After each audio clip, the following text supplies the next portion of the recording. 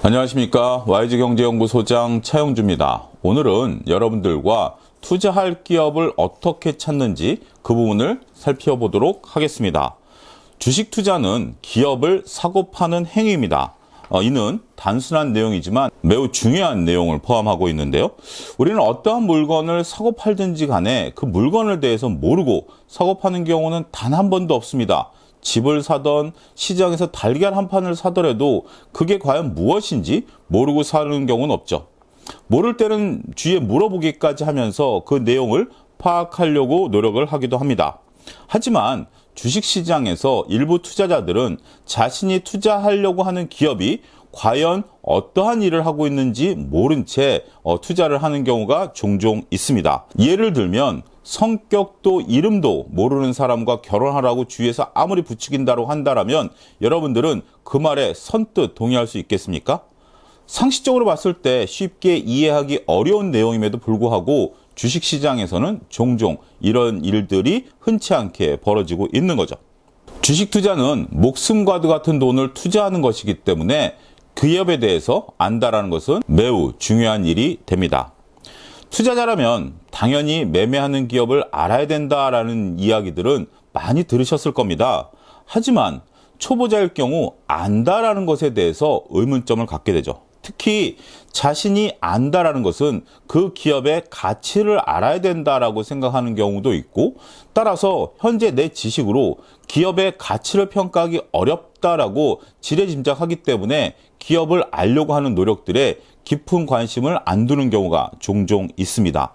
하지만 그러한 것에 큰 의미를 지금 당장은 두실 필요는 없습니다. 가치에 대해서는 어느 정도 시간이 흐른 뒤에 충분히 자연스럽게 판단할 수 있는 것이고요.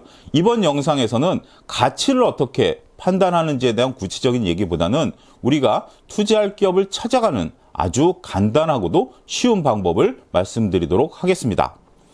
주식시장에는 약 2천여 개의 기업이 있습니다. 각각의 기업들이 하는 일은 너무 광범위하고 다양하기 때문에 이들을 모두 안다라는 것은 솔직히 저도 불가능에 가깝습니다. 특히 주식 투자를 시작한 지 얼마 안 되는 분들은 이런 것들을 알아간다는 것이 정말 내가 과연 공략 가능한 일을 하고 있는지 의문을 들게 되는 거죠. 선택 기업이 많다는 것이 좋을 수도 있지만 오히려 너무 많아서 선택하기 어려운 그런 현상에 빠지기도 하죠.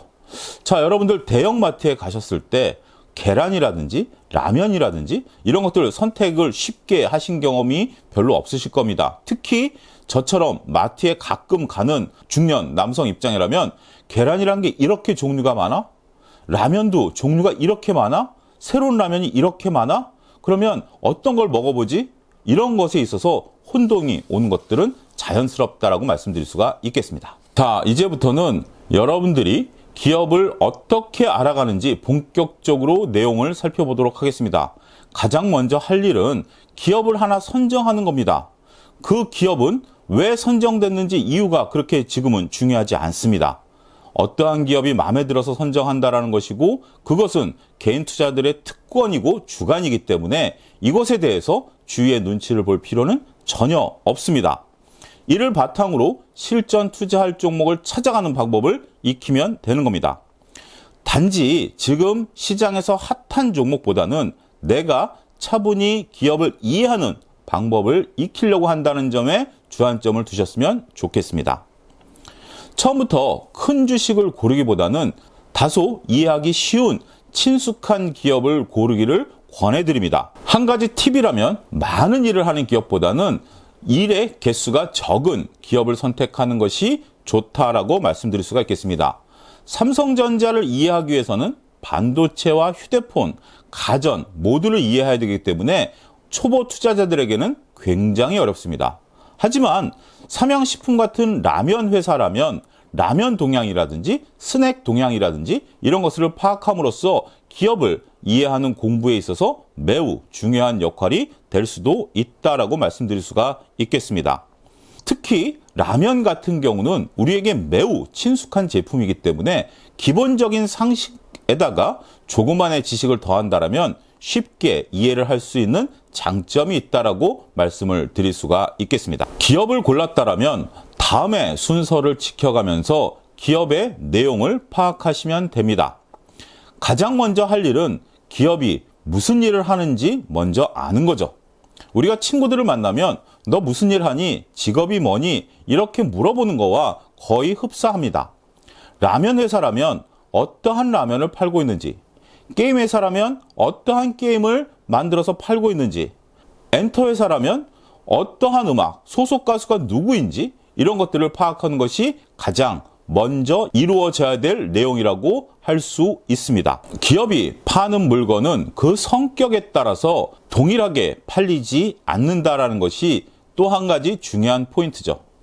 라면이 팔리는 것과 음원이 팔리는 것, 그리고 반도체가 팔리는 것은 각각 다르겠죠? 그렇기 때문에 어떠한 제품을 만들어 파는 것을 안다라는 것은 어떻게 팔리는지 이해하려는 노력과 같다라고 할 수 있습니다. 아직 재무제표나 차트, 기업의 밸류에 대한 말씀을 전혀 드리지 않았습니다. 여러분들은 이제 막 기업을 이해하는 단계에 입문했기 때문에 그러한 것들에 너무 중점을 둘 필요는 아직 없다. 이렇게 말씀드릴 수가 있겠습니다. 라면을 중심으로 예를 들면 평소 어떠한 라면이 주로 팔리고 있는지, 최근에는 어떠한 라면이 새롭게 시장에 인기를 끌고 있는지, 또한 해외 등에서는 또 어떻게 잘 팔리고 있는지 이런 것들을 포털 사이트를 조금만 검색하신다라면 여러분들이 쉽게 알 수 있다라는 거죠. 약 20분에서 30분 정도의 시간만 노력한다라면 라면 회사의 라면 판매 현황에 대해서는 매우 자세하게 아실 수가 있게 됩니다. 자, 이제 어떠한 물건을 만들어 파는지 알았다라면 그 물건을 무엇으로 만드는지 아는 게 다음 단계다라고 말씀드릴 수가 있겠습니다. 즉, 주요 원자재를 알아내는 거죠. 라면이라면 밀가루라든지 그 라면을 튀기는 식용유라든지 이런 것들이 주요 원자재일 겁니다. 조선업종이라면 배를 만드는 철판, 즉 후판과 밸브 이런 것들이 중요한 원자재이기 때문에 무엇으로 이러한 제품을 만드는지 파악을 하셔야 됩니다. 이때는 단지 상식적인 선에서 파악하려고 한다면 매우 큰 오류에 빠질 수도 있습니다. 기업이 물건을 만드는 것은 우리가 상식적으로 생각하는 것보다 훨씬 더 복잡하기 때문입니다. 다행스러운 것은 이러한 것 모두 포털 사이트에 조금만 검색하면 다 나오는 내용이기 때문에 이 역시 조금의 시간을 투자하신다면 매우 유용한 정보를 쉽게 얻을 수 있게 되기 때문에 두려워하실 필요는 없다라고 말씀드릴 수가 있겠습니다. 가장 좋은 방법은 포털 사이트 검색보다는 기업이 공시자료를 나타내는 다트를 들어가서 보시는 것이 가장 좋습니다. 먼저 다트를 들어가서 기업이 어떤 제품을 만들고 중요한 원자재가 무엇인지 파악한 다음에 포털 사이트를 통해서 그들의 동향을 조금 더 살을 붙이는 방법을 권해드리도록 하겠습니다. 그러면 다트를 실제 어떻게 들어가는지 여러분들과 한번 같이 들어가 보도록 하겠습니다. 자, 지금 여러분들은 네이버 포털 사이트를 보고 계시고요. 여기 보면 증권란이 있습니다. 증권란을 클릭하시면 종목명을 검색하도록 돼 있죠. 여기에 라면 회사인 삼양식품을 검색해 보도록 하겠습니다. 삼양식품을 검색하신 다음에 여러분들 화면을 중간 정도 내리면 전자공시라고 나옵니다. 이 전자공시를 클릭하시면 삼양식품이 나타낸 공시 자료들이 다 나와 있습니다. 그런데 기업이 하는 일을 알기 위해서는 최근 사업보고서를 보시면 됩니다. 2022년 12월 사업보고서가 있습니다. 2022년에 대한 내용이 나와 있죠. 사업보고서를 클릭하시면 이렇게 화면이 뜨게 됩니다. 여기 보면 회사의 개요, 사업의 내용, 재무에 관련된 사항이 나와 있는데 지금은 삼양식품이 무엇을 하는지 알기 위한 게 목적이기 때문에 주요 제품 및 서비스를 클릭하시면 됩니다. 여기 보시면 삼양라면, 불닭볶음면, 컵라면 등 라면들이 나와 있고 짱구, 사또밥 등 스낵류들이 나와 있습니다. 이들이 어떻게 팔리고 있는지 여러분들이 주요 제품을 파악하시면 되고요. 그 다음에 원재료를 보게 된다면 원재료는 다음과 같습니다. 밀가루라든지 감자 전분, 유지는 이제 튀기는 기름이죠. 이런 것들이 중요한 내용들이 된다라는 것이죠. 자, 이를 통해서 지금 여러분들은 삼양식품이 무엇을 만들어서 파는지, 그리고 삼양식품에서 가장 많은 매출을 나타내는 게 무엇인지, 그리고 이것은 무엇으로 만드는지 가장 기초적인 내용을 파악을 하셨습니다. 시간이 된다라면 다트에 나와 있는 재무에 관련된 사항보다는 회사의 개요라든지 사업 내용들을 한번 차분히 읽어보시는 것이 도움이 됩니다. 초보 투자자라면 PC 화면이 눈에 잘 안 들어올 수도 있습니다. 그럴 경우에는 과감하게 프린트를 해서 읽어보는 것도 권해드리도록 하겠습니다. 그런데 프린트를 하면 약 150장에서 200여 장까지 A4 용지로 출력이 될 겁니다. 꽤 많은 양이 출력이 됩니다. 저도 해봤기 때문에 말씀을 드리는 겁니다. 하지만 초보 투자자라면 이 정도 투자는 해보시기 바라겠습니다. 특히 삼양식품과 같은 단순한 회사, 그 다음에 여러분들이 또 궁금하다라면 조금 더 복잡한 회사, 이렇게 두세 개 정도는 프린트해서 보시면 다트의 틀을 이해하실 수 있게 되고, 그 다음부터는 PC 화면을 통해서 자유롭게 검색이 가능하다는 점도 말씀드리도록 하겠습니다. 이렇게 기업이 무엇을 팔고 거기에 들어가는 재료가 무엇인지 알았다면 여러분들은 기업 분석의 80%를 이미 끝냈습니다. 벌써? 이렇게 빨리? 예, 맞습니다. 이제부터 여러분들이 할 일은 이를 바탕으로 투자 아이디어와 연결하는 겁니다. 물건을 파는 것을 주식시장에서는 매출이라 하고요. 원재료는 기업 입장에서는 사와야 되기 때문에 비용이라고 표현을 합니다. 라면을 단순히 밀가루와 식용유를 가지고 만들었다라면 라면을 파는 것은 매출이 되고요. 밀가루와 식용유를 사오는 것은 비용이 되는 거죠. 매출에서 비용을 빼주면 손익이 나옵니다. 손익이라고 한 것은 이익이 될 수도 있고 손실이 될 수도 있기 때문에 손익이라고 표현하는 거죠. 보통 우리가 원재료보다 이윤을 붙여서 팔기 때문에 매출에서 비용을 빼주면 이익이 나와야죠.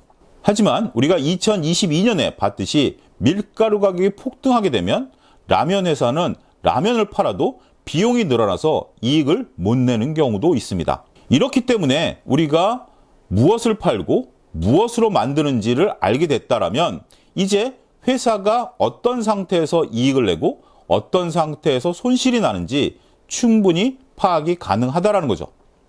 이걸 재무제표를 통해서 접근을 하는 방법도 있습니다만 처음에 주식 투자에 입문하셨다라면 무엇을 가지고 어떠한 물건을 파는지만 알아도 이러한 내용은 충분히 파악이 가능하게 된다는 사실을 이제 여러분들은 잘 이해하게 되셨을 겁니다.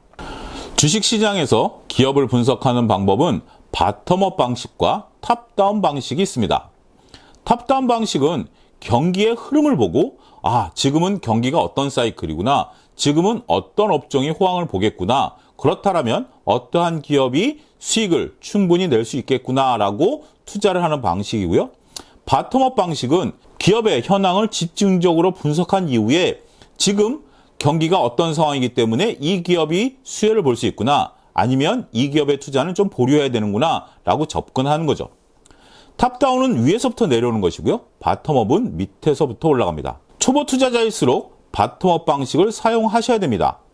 탑다운 같은 경우는 경기도 알아야 되고 그 경기에 따라서 업종과 종목이 움직이는지를 알아야 되기 때문에 초보자는 이 방법을 사용하기 어렵습니다. 초보자가 현실적으로 사용할 수 있는 방법은 바텀업입니다.